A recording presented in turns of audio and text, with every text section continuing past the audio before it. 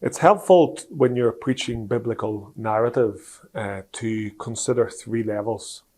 You have the bottom level of narrative, which would be the single stories of the various characters that we meet in the book of Genesis.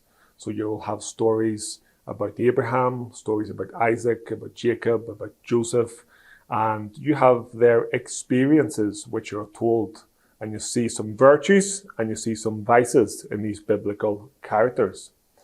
But these stories are also part of what we could call a middle level storyline, which is a story between God and his people Israel.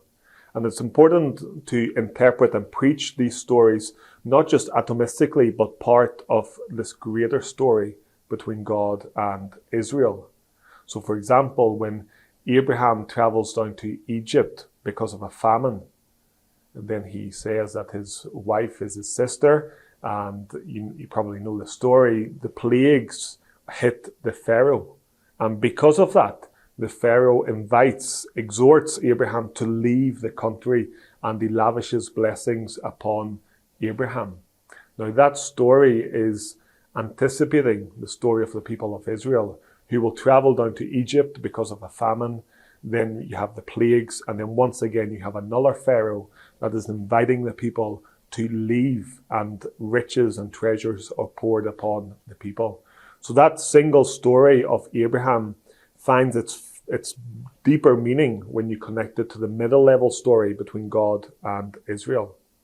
But there's again another level that we must also consider, which is the top level, which is a story of salvation.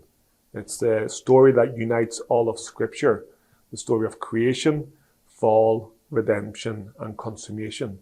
And each story in Genesis is related to this macro story of salvation. So we don't want to just interpret and preach these stories individually. We want to understand how they fit into this greater story. So there are three levels of narrative in the book of Genesis.